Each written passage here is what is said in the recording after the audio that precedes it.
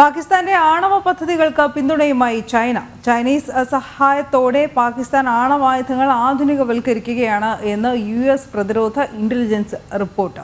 ഈ നിർണായക വെളിപ്പെടുത്തൽ നടത്തിയിരിക്കുന്നത് ഈ റിപ്പോർട്ടിലാണ്. ഗൗതം അനന്തനാരായണൻ വിവരങ്ങളുമായി ചേരുന്നു. ഗൗതം, എന്തൊക്കെയാണ് റിപ്പോർട്ടിൽ പറഞ്ഞിരിക്കുന്നത്?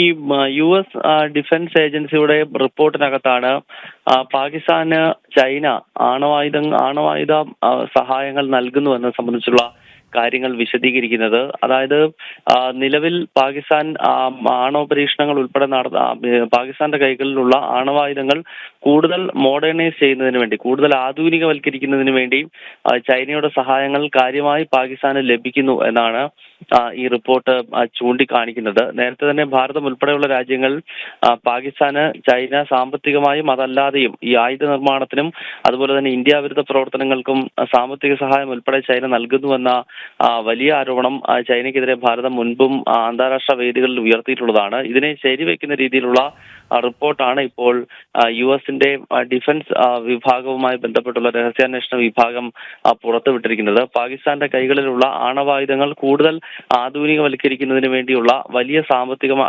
സഹായം, അത് ഈ ടൂൾസുകൾ ഉൾപ്പെടെ നൽകിക്കൊണ്ടുള്ള സഹായം ചൈനയുടെ ഭാഗത്ത് നിന്നുണ്ടാകുന്നുവെന്നാണ് ഈ റിപ്പോർട്ട് ചൂണ്ടിക്കാണിക്കുന്നത്.